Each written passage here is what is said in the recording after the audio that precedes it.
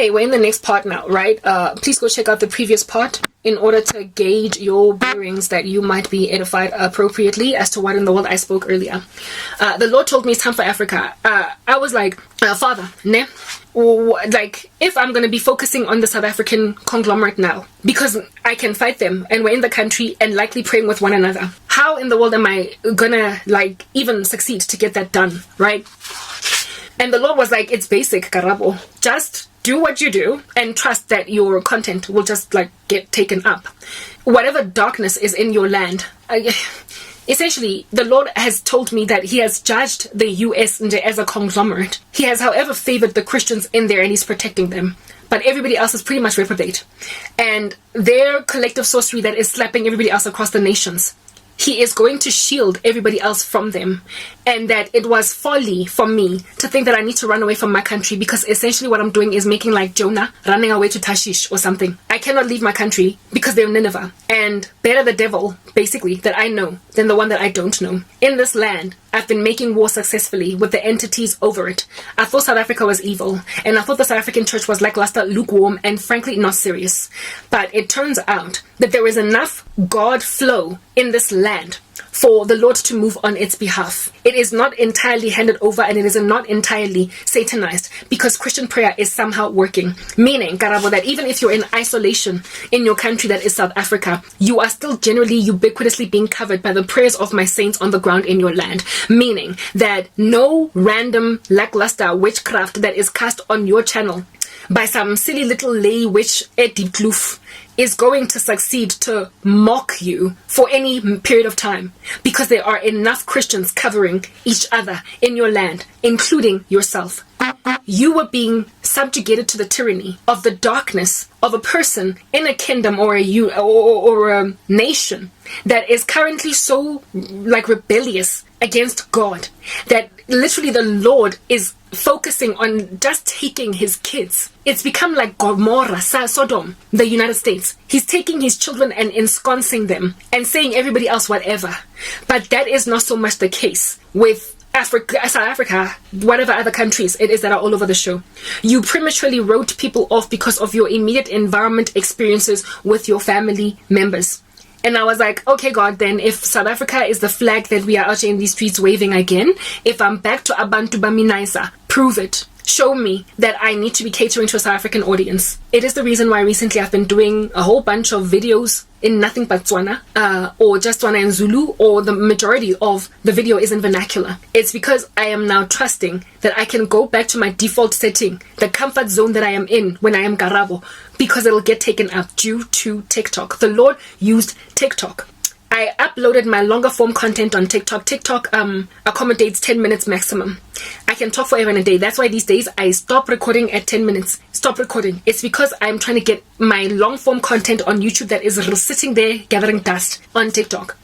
And lo and behold, people are listening to part 1 to 7, part 1 to 10, part 1 to 28, part 1 to 14. They are listening to all of my parts. I've been ignoring my notifications on TikTok because I don't want to encounter a mean comment. And God said, you're ignoring Banababatu. I was like, I'm ignoring them? But God, what if there's a mean comment? And God was like, you're ignoring them. Essentially, he's telling me, stop being trepidatious to approach your comment section. You're not in the US anymore, baby. You are in Africa. Kune decorum, kune self-control when it comes to this speech. The Lord is upset with the US, and the US must just repent.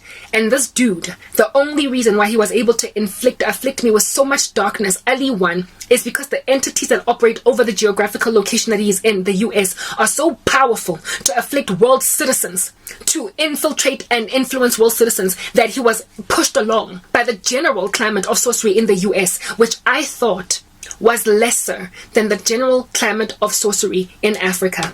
You would imagine that a poor nation where people practice lackluster witchcraft is more involved in darkness. We all know how Haiti is so incredibly hard knock with sorcery. We also know how many African countries, they just practice, they dabble, they practice, they dabble. There's lots of corruption in governments in Africa. Lots of, basically all these things are obviously judgments from God. And you would think that it is because Africans are super hard knock with witchcraft and they're really good at it. But the Lord showed me the way that you know a nation is super good with witchcraft is not so much the height of poverty in that country, but rather the height of prosperity of evil men and evil women. When they succeed, they're the chosen ones of Satan. The devil can, have you ever wondered why it is that my witch doctors, some of them are poor, they are struggling to make ends meet. They are charging 5 rand for bring back lost lover. Why is it that when they trust upon this like supernatural force, are they not wealthy? And yet there are people who also tap into dark magic that skyrocket and become billionaires, skyrocketed and become millionaires, become prolific artists in the entertainment industry, just in the same way that the Lord chooses whom he will redeem, just in the same way that the Lord chooses whom he will draw to Christ, just in the same way that Jesus chooses. Many are called but few are chosen. In the same way that God chooses, the devil also chooses. And the Lord has flat out told me that the devil has chosen the United States. He has chosen it, in other words, to enrich its citizens. Because in order for people to gain wealth that does not belong to them, they have to steal it from somewhere. So the devil has stolen from Africa. The devil has stolen from mostly Africa, frankly, many parts of the world, but South America, and given the wealth of South Americans, Africans, and other poor parts of the world to America. He has done wealth transfers from continents that are impoverished and sent the money over to the US. And the reason he has chosen them is because he is smart, he is intelligent, and he knows the level of influence that the world's superpower that initially started out very favored by God has over the world. The United States became the pinnacle of society, #1, top notch.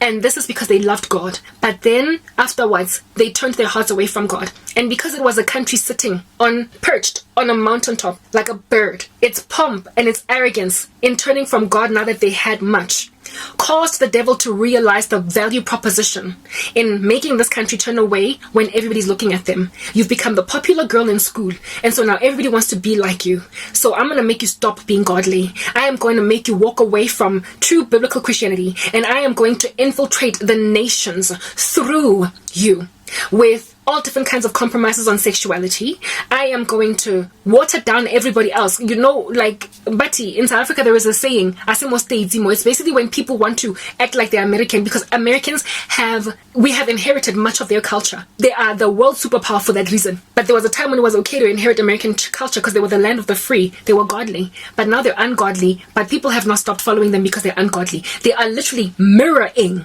the US. Satan is smart. Let's move on to the next.